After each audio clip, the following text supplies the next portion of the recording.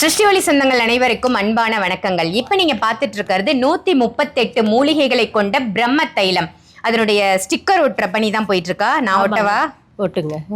ஆசையா இருக்கு இதெல்லாம் பார்க்கும் போதே. 138 மூலிகைகள் கொண்ட பிரம்ம தைலம் இது.